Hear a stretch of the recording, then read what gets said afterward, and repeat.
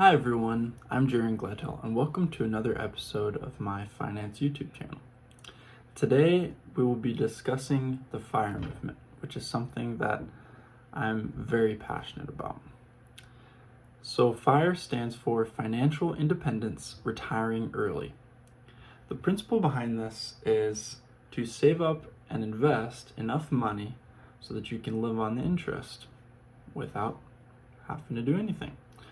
Not necessarily that you have to do nothing, but you'll have the ability to choose how you spend your time. So one of the main principles behind this is the 4% rule. So essentially, if you can live off of 4% of your assets or of your investment portfolio, then your portfolio will not be deteriorated over a long period of time throughout your retirement. So to give you a picture of what that's like, we're going to go through a couple nest eggs and how much that would give you using the 4% rule. So just start with an easy one. So if you have $100,000, you'd be able to get $4,000 a year without doing anything. Now that's not necessarily enough to live on, but what a nice cushion that would be. And then that's about $333 a month and about $11 a day. And then your hour is only 46 cents. But I suppose if you wait a couple minutes, you could go buy a McDouble at McDonald's. So not bad. And then let's go ahead and move up to $500,000.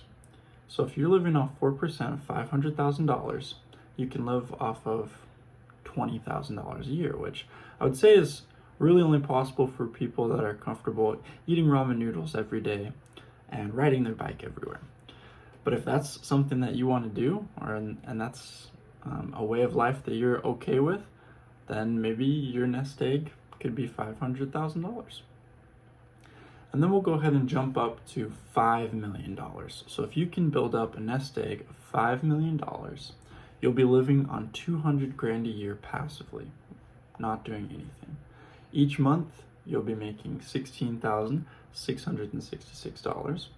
Every day, you'll be making $550, more or less. And every hour, you're making $22.88, which is more than a lot of people make.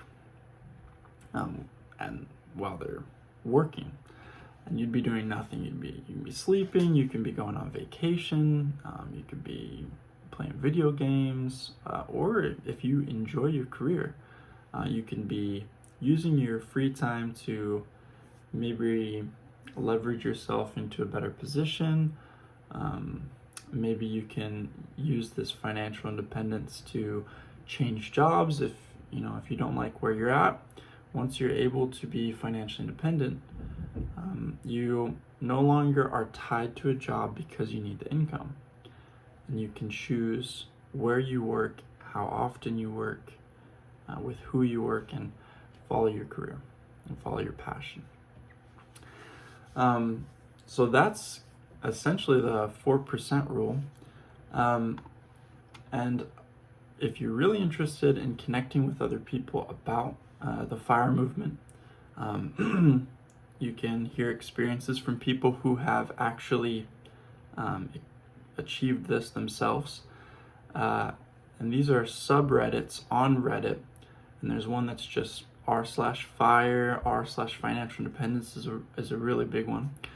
And then in another video, I want to go into the different types of FIRE. Because there's sort of a very basic FIRE, which is where you have enough money to survive. And there's other types of FIRE where you have enough money to only work part-time. And so we're going to go through all those in another video, as that's something that I'm very fascinated with. And so to finish up this video about the FIRE movement, I wanted to talk about 3 books that changed my perspective of finances, and that have kind of helped me understand that this really is a game that is winnable. And the game is winnable comes from a book called Money Master the Game by Tony Robbins. And that book was awesome. He talks about making the game winnable, understanding the rules and the guidelines to becoming financially successful. The second book is called Your Money or Your Life by Vicki and Joe Dominguez. So this book is I would say about half finances and half philosophy, because it talks about the importance of your time. If you go and you work for the next 60 years, and you never see your friends or family, well, then I would say that wasn't worth your time. Maybe worth your money because you're making money, but it's not worth your time. And so it talks about finding a balance between your money and your life. And sometimes we have to make those choices. So that book is a great thought-provoking book, and it touches on some of the principles, including the 4% rule, etc.